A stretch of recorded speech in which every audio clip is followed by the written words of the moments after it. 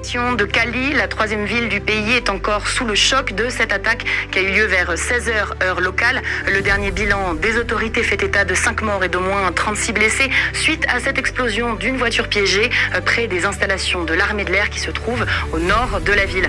Le maire de Cali, Alejandro Eder, a condamné cette attaque qu'il a immédiatement qualifiée de terroriste et il a annoncé une récompense de 400 millions de pesos qui équivaut à peu près à 85 000 euros pour toute personne qui fournirait des informations permettant d'identifier et de capturer les responsables. Le maire a également restreint les entrées, mais aussi les sorties de la ville. Bonjour à toutes et à tous.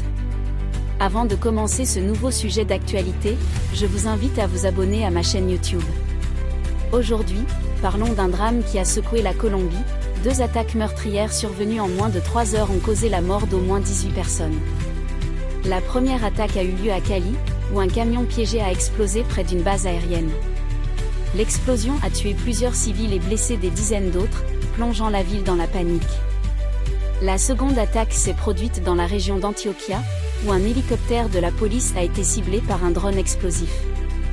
12 policiers ont perdu la vie dans ce qui est considéré comme une nouvelle tactique utilisée par les groupes armés dissidents.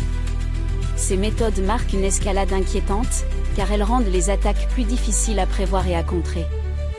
Le président Gustavo Petro a attribué ces violences à des factions dissidentes des FARC, qui refusent encore l'accord de paix signé en 2016. Ce double attentat intervient dans un climat déjà tendu, à l'approche de l'élection présidentielle et après l'assassinat récent d'un candidat politique majeur.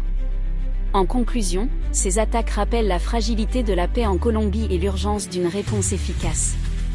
Pour suivre l'évolution de cette actualité et d'autres événements marquants dans le monde, n'oubliez pas de vous abonner à ma chaîne YouTube.